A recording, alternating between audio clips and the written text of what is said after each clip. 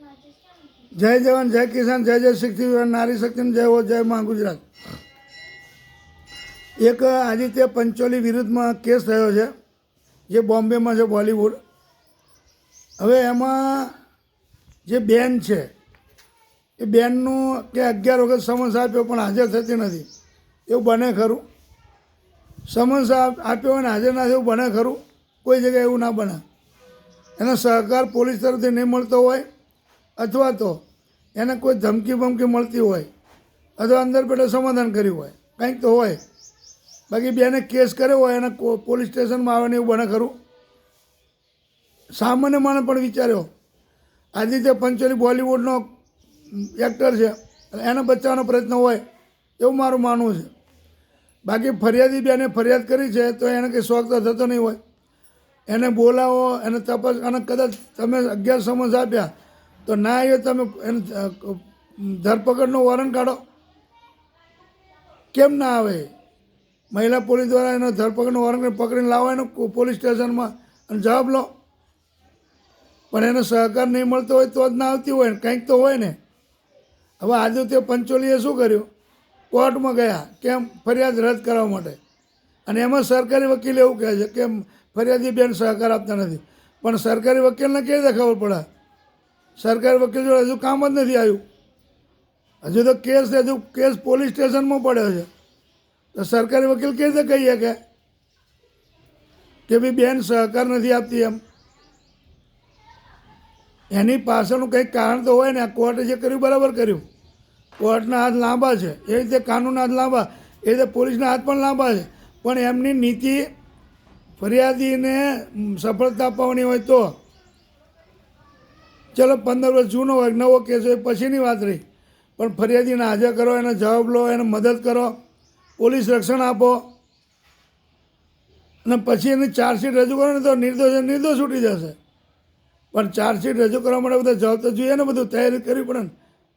તમે તો કંઈ તૈયારી કરી જ નથી, ખાલી 11 વખત સમન્સ આપ્યો કે ફરિયાદી બેન આવતા નથી, પણ ના આવે તો ધરપકડ વોરંટ કાઢો, સમન્સ કાઢો, અને મહિલા પોલીસને લઈ જઈને બોલીને પોલીસ સ્ટેશન હાજર કરો, એટલે ખબર બધું। કાં તો અંદર પેટે સમાધાન થયું હોય, કંઈક તો એને તકલીફ હોય તો જ ના આવી શકે ને। પણ જો કોર્ટે કાઢીને સમન્સ, કાનૂન એ કાનૂન છે।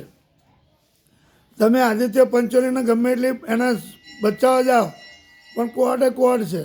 જો જજ સાહેબે કાઢીને નોટિસ, એટલે કંઈનો કંઈ રસ્તો જજ સાહેબ કરશે અને એને કોર્ટમાં હાજર કરશે। તમે પોલીસ નહીં ધ્યાન આપો તો કોર્ટ તો છે જ। આ જો તમે બચાવવા ગયા આદિત્ય પંચોલીને, પણ કોર્ટમાંથી જજ સાહેબે નોટિસ કાઢીને મહિલા ઉપર, તો એ રીતે તમે ખોટું બીજાનું સારું કરવા જાઓ, ખરાબ માણસનું, તો એના કરતાં તમે મદદ કરીને એને બોલાવીને સહકાર આપીને અને એને નિવેદન લીધા હોત તો થઈ જાત ને કામ। તો તમે કર્યું જ નહીં, ડાયરેક્ટ આદિત્ય પંચોલીને બચાવવા ગયા કોર્ટમાં, એટલે એ રીતે ના ચાલે। આ રીતે તો બધા કેટલા રૂપિયાવાળાને, કેટલા નેતાઓ, વક્તાઓ, પ્રવક્તાઓ, બહુ આ તો જે મોટા મોટા માથાઓ એનું જ બહાર પડે પેપરમાં, ટીવીમાં। નાની નાની ગરીબ છોકરીઓને તો બહાર જ નથી આવતું। તો પોલીસે સક્રિય રહેવાની જરૂર છે। હવે સાવધાન રહો પોલીસ, અને ગરીબમાં ગરીબ પરિવારને મદદ કરો। બધી પોલીસ એવી નહીં હોતી, પણ જે કંઈ હવે રૂપિયાવાળાને સાથ આપે ને એ બંધ કરો અને ખરેખર ન્યાય અપાવો, તો તમારા પર પબ્લિકને વિશ્વાસ રહેશે। નહીં તો પોલીસ ઉપર વિશ્વાસ કોઈ જ નહીં રહે। એટલે જે કોઈ પોલીસ રૂપિયા પાછળ ફરતી હોય બધું બંધ કરો। સરકાર તમને કેટલો પૈસો પગાર આપે છે, તો એ પગારથી સંતોષ માણો, પરિવારનું સારું વિચારો, ગરીબોનું સારું વિચારો, અને મધ્યમ વર્ગનું સારું વિચારો। આ કોઈ બનાવ બને એટલે તરત તમે એવી કાર્યવાહી કરો કે ગમે એટલો રૂપિયાવાળો હોય, ગમે એટલો મોટો માણસ હોય, નેતા વક્તા હોય, ગમે તે હોય, મંત્રી હોય, ક્લાસ 1 અધિકારી હોય, એને અંદર કરો, ગરીબમાં ગરીબ માણસને મદદ કરો, એવું કરો। કોઈ પણ સ્ટેટની પોલીસ, એવું નહીં કે બોમ્બે નહીં, બધી પોલીસે સતત પ્રયત્ન કરવા જોઈએ કે ગરીબનો મધ્યમ વર્ગનો મદદ થાય। જય જવાન જય કિસાન જય જય શિક્ષિત યુવાન, નારી શક્તિનો જય હો, જય મા ગુજરાત।